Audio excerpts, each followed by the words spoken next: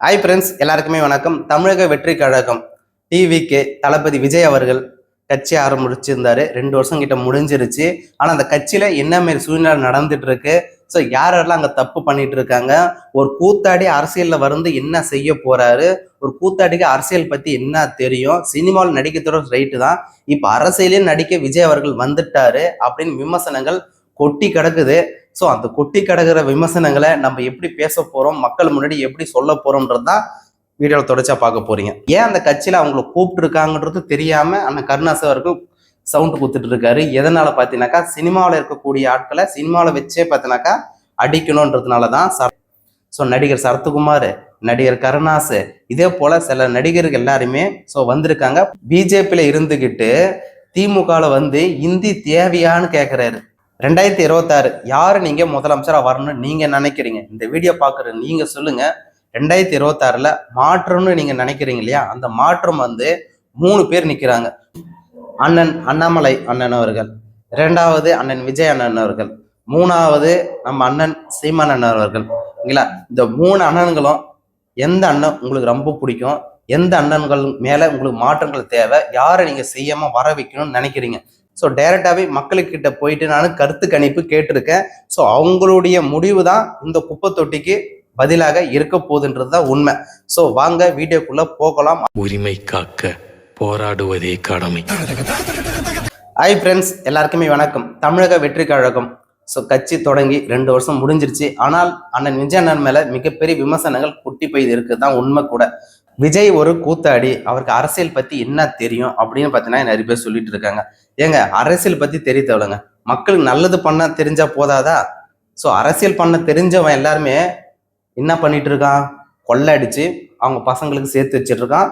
அவங்க பசங்க வாரிசு அரசியலா மாறி ஸோ என்னென்ன வகையெல்லாம் கொள்ளடிக்க முடியுமோ அத்தனை கொள்ளையும் பார்த்தீங்கன்னா நடந்துட்டு தான் இருக்கு. இது அதிமுக ஆட்சியிலும் சரி, திமுக ஆட்சியிலும் சரி. ஸோ இந்த வாரிசு அரசியல் என்றது இருக்கு.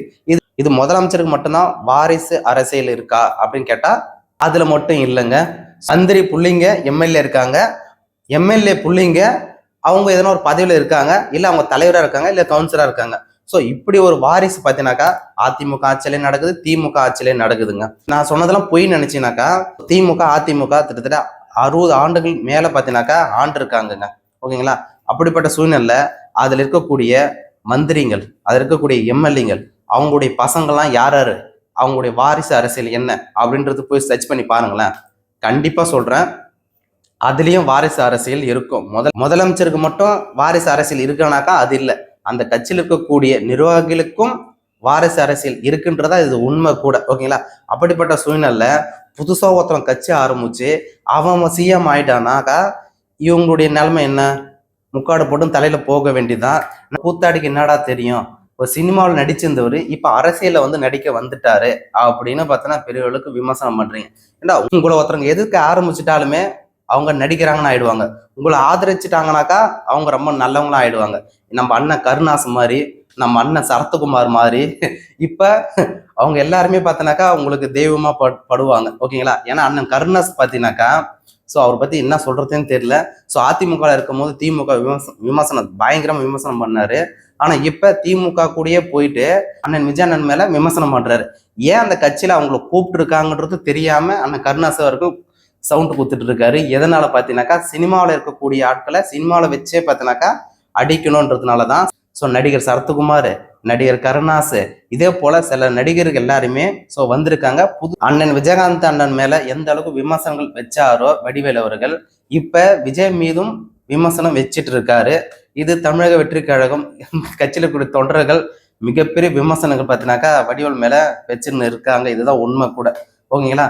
இதையெல்லாம் ஏன் இதெல்லாம் பண்றாங்கன்னு பாத்தீங்கன்னாக்கா, ஸோ சினிமாவில் இருக்கக்கூடிய ஆட்களை சினிமாக்காரங்களை வச்சே அவங்கள துரத்தணும். இதுல இதெல்லாம் புதுசா இருக்கிற ஒரு விஷயம்னாக்கா, சரத்குமாரன் அவர்கள் 2024 தேர்தலில் பிஜேபி கூட கூட்டணி பார்த்தீங்கன்னா அண்ணன் சரத்குமார் பார்த்தீங்கன்னா இருந்தாரு. விருதுநகர்லயும் போட்டிட்டாரு. ஓகேங்களா? அதுல தோத்தும் போயிட்டாரு. ஓகேங்களா? அது 2வது பட்சம். ஆனா இருந்துட்டாலும் இப்ப 2026ல எங்கனாலும் சுத்தி சுத்தி பார்த்தா நம்ம யாரும் சேர்த்துக்கலடா, நம்ம திமுக கிட்டே போயிடுவோம்ட்டு திமுக கிட்ட வந்து இப்ப அண்ணன் விஜயன் மேல விமர்சனம் வச்சாக்கா இவங்களுக்கு ஏதோ 1 சீட்டு 2 சீட்டு தருவாங்க அப்படின்னு பார்த்தா விமர்சனம் வச்சுட்டு இருக்காரு. ஸோ இவர் வந்து இந்தி எதிர்க்கிறாரு. யாரு? நம்ம அண்ணன் சரத்குமார் அவர்கள் இந்தி எதிர்த்து பார்த்தீங்கன்னா பேசுறாரு. பிஜேபி கூட கூட்டணியில் இருக்கும் போதே அப்போ அது தெரியலையான்னு கேட்டா கண்டிப்பா தெரியல. அவரு விஜய் அண்ணன் மேல விமர்சனம் வைக்கிறாரு. எந்த தகுதிக்கு இதுதான் சரத்குமார் அவர்களுக்கு தெரியல. 2026 யாரு நீங்க முதலமைச்சரா வரணும்னு நீங்க நினைக்கிறீங்க? இந்த வீடியோ பாக்குற நீங்க சொல்லுங்க. 2026ல மாற்றம்னு நீங்க நினைக்கிறீங்க இல்லையா? அந்த மாற்றம் 3 பேர் நிக்கிறாங்க. அண்ணன் அண்ணாமலை அண்ணன் அவர்கள், 2வது அண்ணன் விஜய் அண்ணன் அவர்கள், 3வது நம்ம அண்ணன் சீமான் அண்ணன் அவர்கள். இந்த 3 அண்ணன்களும் எந்த அண்ணன் உங்களுக்கு ரொம்ப பிடிக்கும்? எந்த அண்ணன்கள் மேல உங்களுக்கு மாற்றங்கள் தேவை? யாரை நீங்க செய்யாம வர வைக்கணும்னு நினைக்கிறீங்க? இதுல அதிமுக திமுக தேவையில்ல.